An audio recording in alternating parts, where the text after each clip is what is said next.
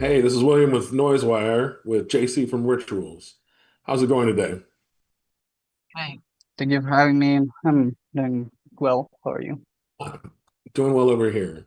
The earliest parts of the Rituals project started in an era when it seemed like a lot of artists were in anonymity or trying to stay in the shadows. Was that your intent at the time, or was there other reasons behind that? Um, I guess it was kind of like a bit of both. It seemed cool at the time that there was a sort of new movement or scene like coming up that a lot of people involved with were anonymous, Hmm. and the whole like using symbols instead of names and stuff on MySpace and on the MP3 tags was like really popular at the time. So just seemed cool to go with it, and think a lot of people were drawn to the project in the first place because of that. So it was nice to have that while it lasted, and Has yeah. the project changed any now that things are more out in the open? Sorry. Has the project changed in any way since things are more in the open now? Yeah, I think so. Yeah, after a Ghetto Ass, which came out, and I did a short interview with some girl at some MTV website. There was like an alternative MTV or something, and she did like her journalist thing and found out my name and my location and shared it like on a blog post for everyone to know. It wasn't exactly like I was keeping it like super anonymous, but definitely changed what the project was from that point forwards. I also started touring, and I wasn't like wearing mask or uh, anything like that. Uh, so I had to start thinking about how to present myself as an individual, not just as an artist. Because one thing affects the other. Let's see. Yes. Speaking of, the look and not wearing masks, you've always been intentional about the way that you set the things up visually. Is there any connection of that with like the occult symbols, things of that nature, with your Mexican culture and heritage, or is it something else entirely? I think. Um, well, when you say I'm Mexican, might be different from what I think about when I think of Mexican. For Mhm. me, growing up Mexican, it means strongly Catholic. You know, Right. uh, I don't think about like all the pre-Hispanic stuff. That's just like stuff you would see on museums and school. But like the culture in Mexico is really Catholic. I was in Catholic school for like 3 or 4 years.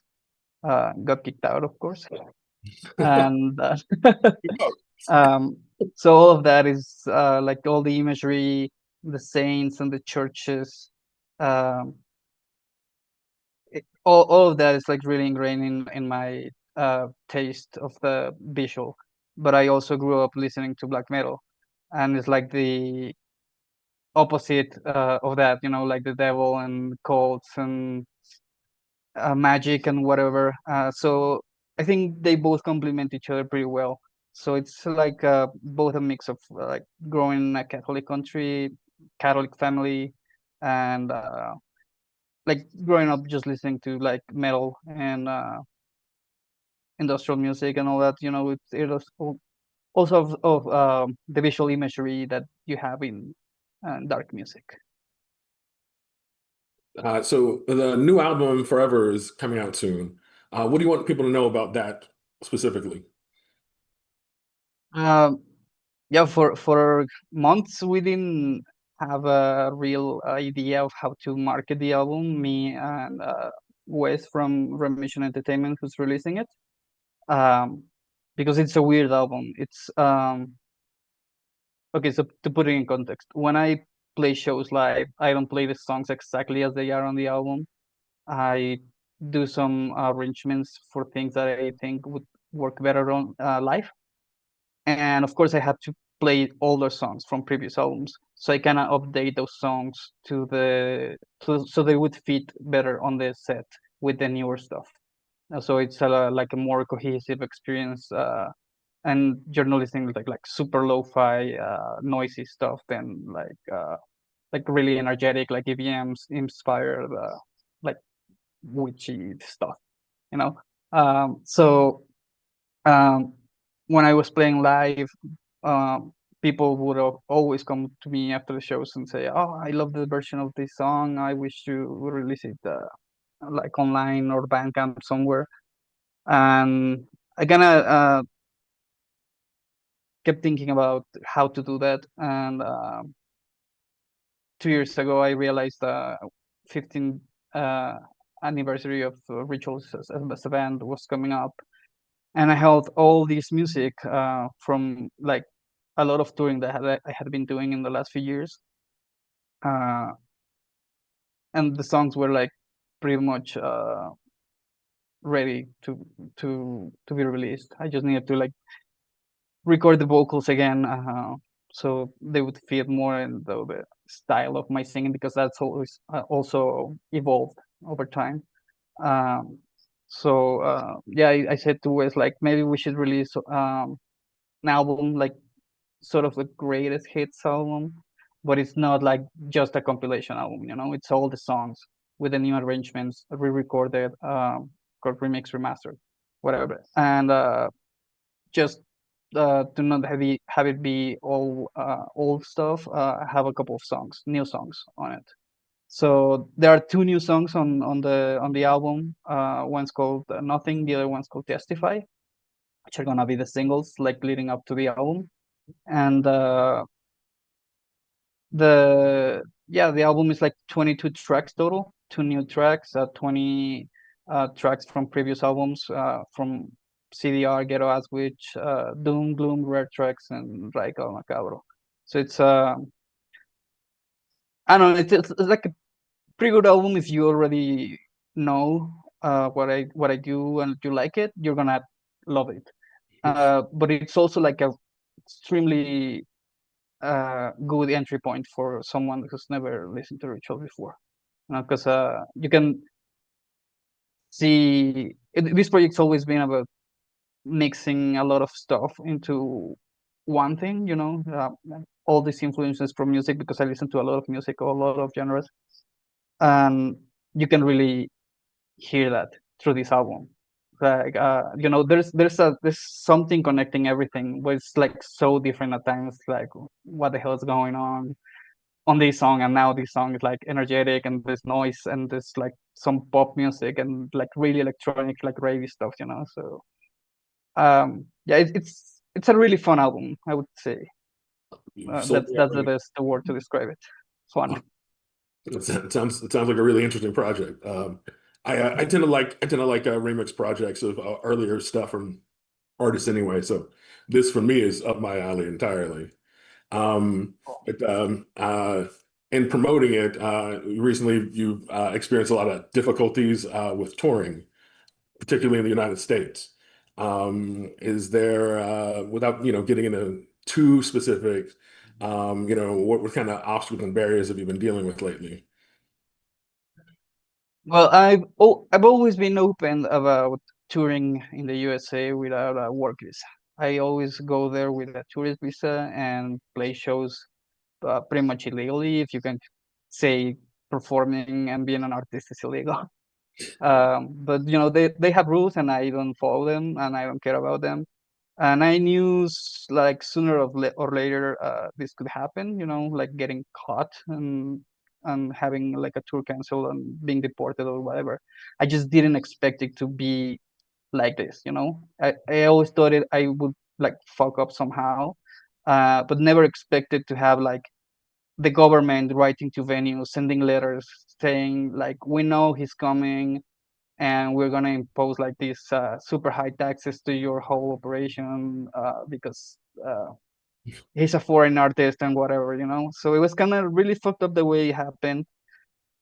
And um, it really sucks because I was this tour was the tour of the Forever album, 15 years of Ritual. So I was going to do like a really long set with tracks from all these 15 years, tracks I haven't played in years that I know people love. Um, and I know it's sad that it happened, especially because now, like, there's no like, oh, we'll reschedule, we'll do it later this year or next year, just get a work visa. And because bands with work visas are getting their tours canceled because of the same reason. They have the work visas. They're bigger bands than Rituals, like way bigger bands than Rituals. They play like big festivals in Mexico, and they have tours in the US, and they're getting their tours canceled because they are Mexican. They're being hit with these ridiculous huge taxes. All the venues are getting these letters from the IRS saying, "Oh, you have to pay like 30% of the show's income to for whatever reason." So it's not even worth it to go there and play, because a lot of times like 30% is what you make a profit. So if you don't have that, there's no point in going. Um, so I don't know when I'll be playing in the US again. I guess we'll have to see uh, after Trump is gone.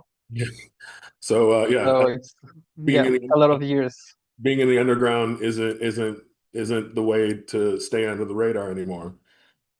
Yeah, yeah, it's crazy. Like, I would never think that IRS would target a band with 4,000 followers on Instagram. Yeah, It's yes. insane. It's we're in insane times. So Yeah. it's but since the tour's no longer happening, did you have any merchandise or anything like that you've got on hand? Yeah, I was already had all like the week before the tour got canceled. I had okayed all the merch, and I was gonna make five t-shirt designs, but I was able to stop production on only two of them. So I have the other three. I'm just waiting on the CDs because there was a delay at the plant, and I'm getting those next week. So I'm gonna start shipping it next week. But yeah, all the merch is ready, and the like the Rituals Forever T-shirt, and there was two other shirts uh, with like designs with like I used images from like 15, 14 years ago on for this. So yeah, it's kind of disappointing, but I've been getting a lot of orders, thankfully. I'm still not back, haven't made back all that I lost with the cancellation, but I'm on my way there. So hopefully after the album comes out, Excellent. I mean, it we'll sounds like make it back. collector's items to me. This is a limited edition. Yeah, yeah.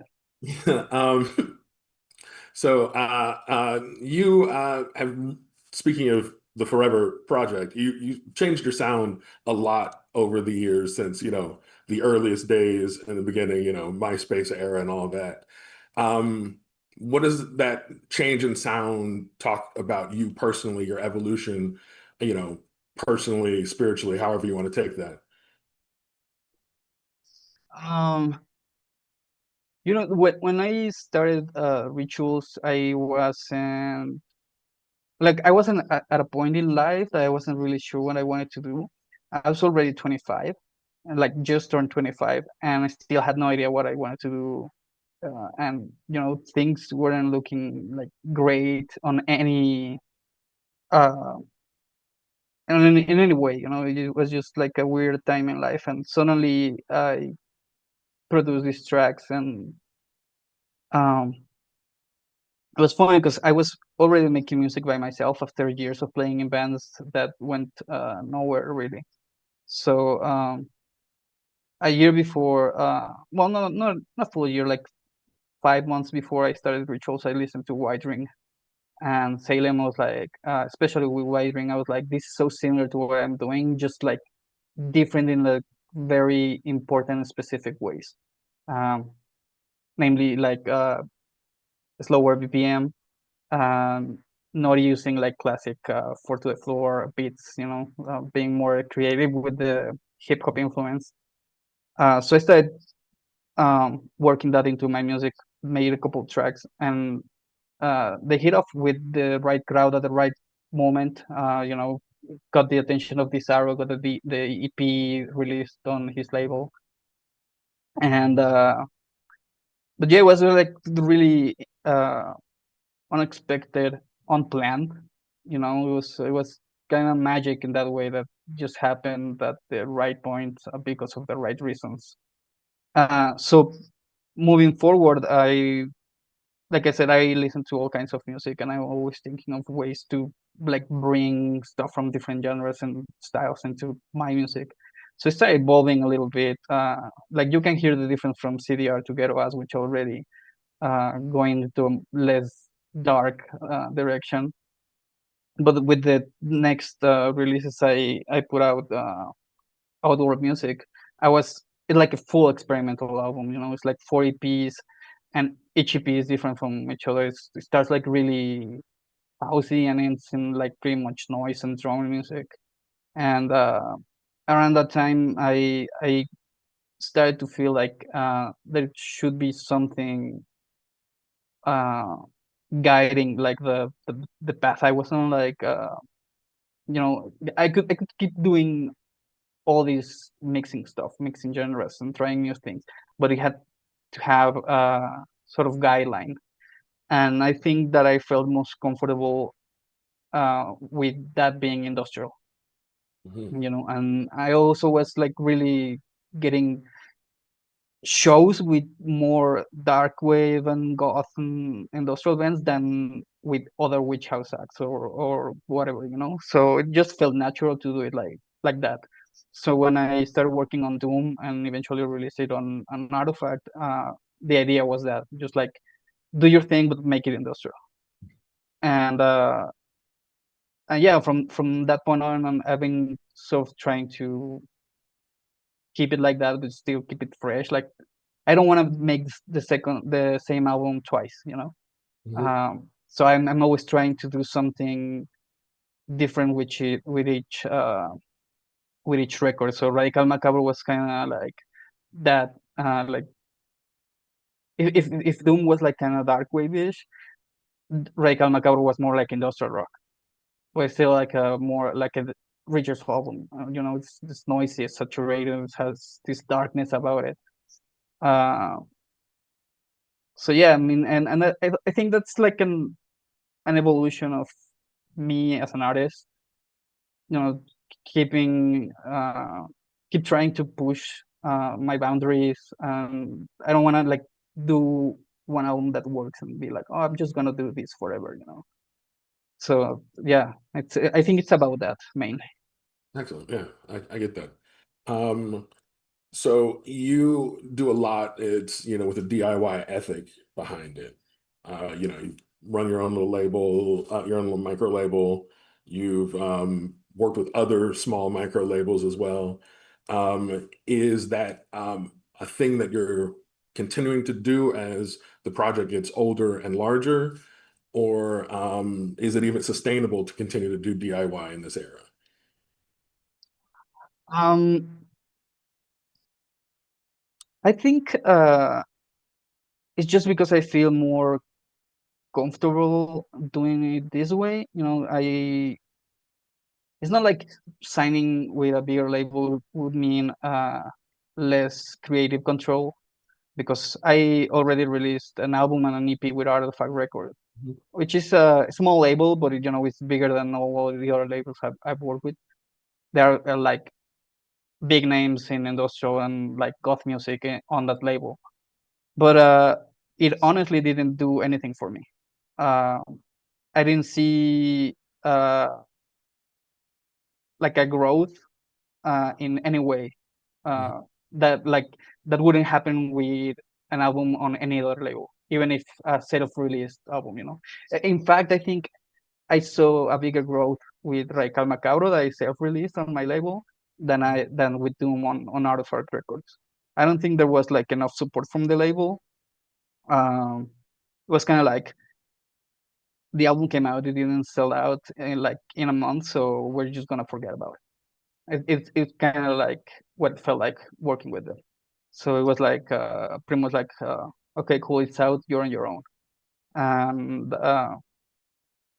working with smaller labels like with Wes at Remission, who's already released the vinyl reissues of CDR Ghetto Aswitch and my covers album Mimic, and is now releasing Forever. There's like a lot more communication. We can talk about what we want to do, how to do it, feedback also. It's really important to me because as an artist, you want to hear the opinion of the people you're working with. You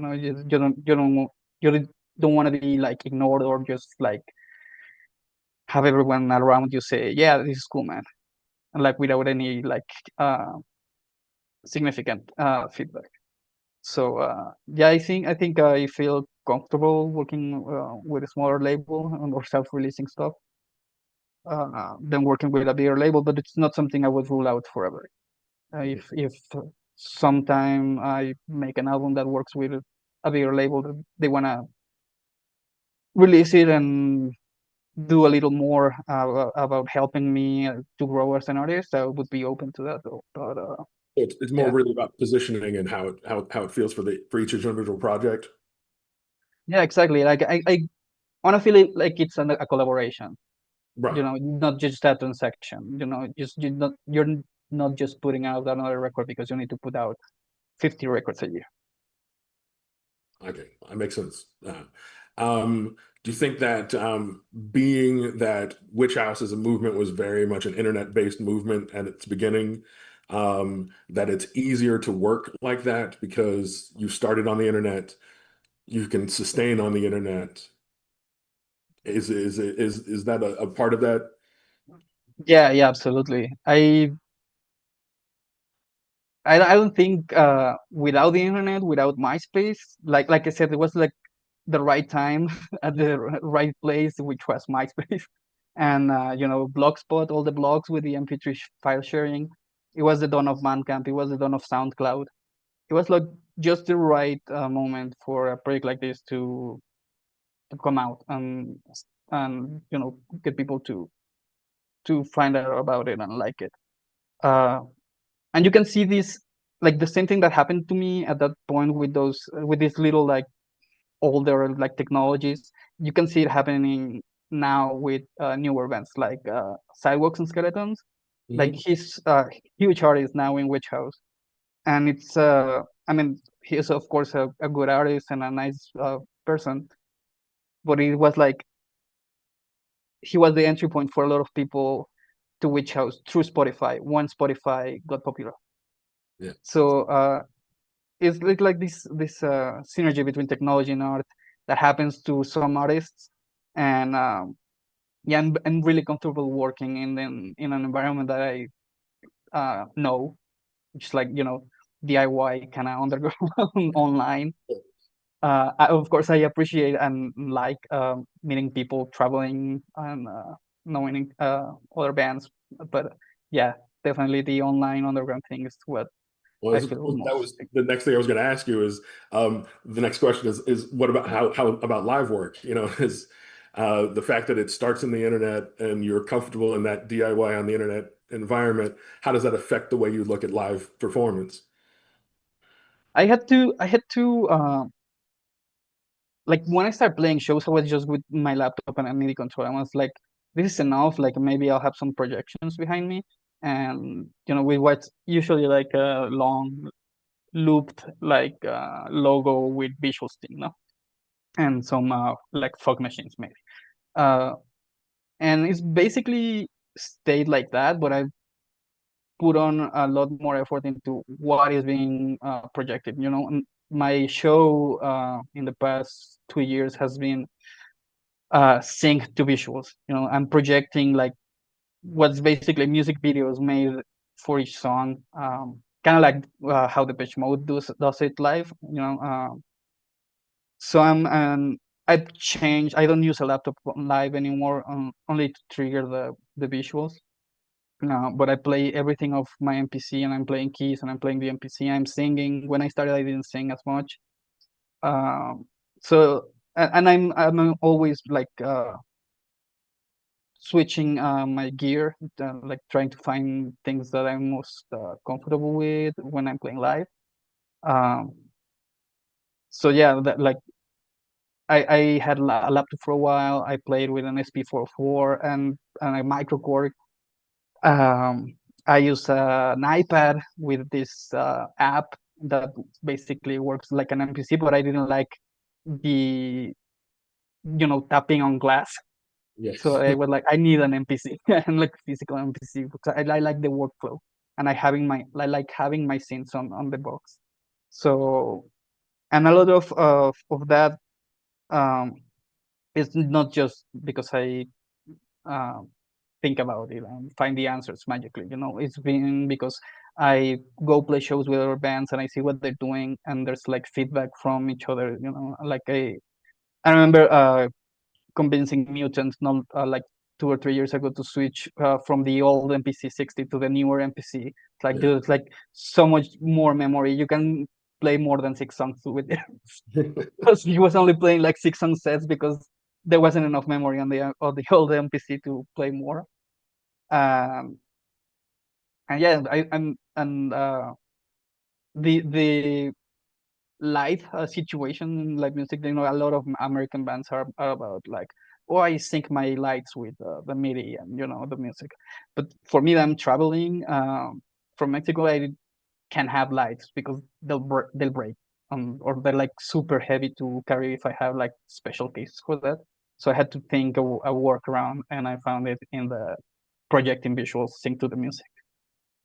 After seeing the pitch mode live, I was like, oh, I could do that.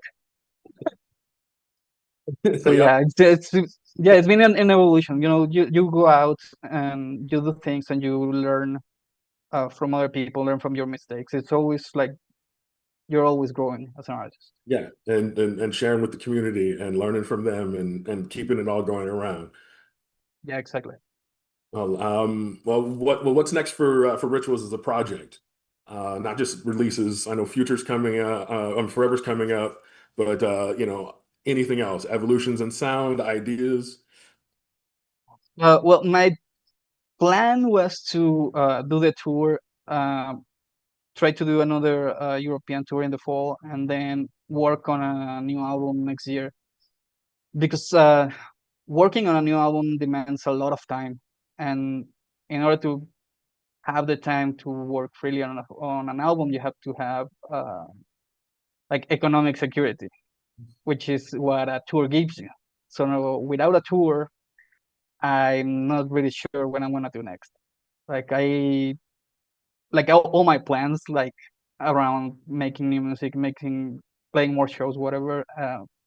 I haven't even thought about it. I'm like focusing on, because we had to change a lot of how Forever was coming out after the tour was canceled, because it was gonna be like a surprise release when the tour started. So we have to change the plan, have like singles. There are videos coming up, uh, then the album and whatever. Uh, so I've been focusing on that. Like you have a month to do all this work that usually takes like 3 months. Like prepare the singles, do the videos, do the artwork, all this stuff. Uh, so yeah, I've been focusing on that, and I haven't really thought about what's coming next. But hopefully something. I don't know. I'm a very lucky guy. So probably something good will happen, and I'll find a way to make it work again. I mean, you've been making this project work for over 15 years, so I think you Mhm. definitely have proven that you can handle that. Yeah, yeah. One last question. If there's It's a question I always like to ask people. If you had one desert island disc for right now, what would it be? Ooh, Hardest question of the interview. yeah, it's a really hard question. I don't know, like I don't know if I would choose an album that I like a lot, because it would be like it would be my comfort album in a desert island, Yeah. or something that would like keep me finding like interesting things. I could say something like Aphex Twin Drugs. Uh, That's a good one. that could be like an interesting album to have on a desert island. There's so many tracks and there's Yeah. so many things So many happening all things the to do. time. Yeah. Yeah, but if I choose like something that I would be my comfort album would be uh uh Melancholy and the Infinite Sadness, Smashing Pumpkins. Oh, nice. Yeah. Interesting. Okay. Well, thanks for that. And thanks for this lovely conversation. It was great to talk with you for a while. And good luck on everything. You have a website you want to bump or anything before you go? Yeah, I'm usually updating my site, ritualz.com. And there's links to everything on there, to my social media videos, releases, um, stuff that you might miss on social media because the algorithm hides it. You can check out rituals.com every once in a while. You'll find something. I guarantee it. Excellent. Excellent. Thank you very much. Thank you for having me. Thank you.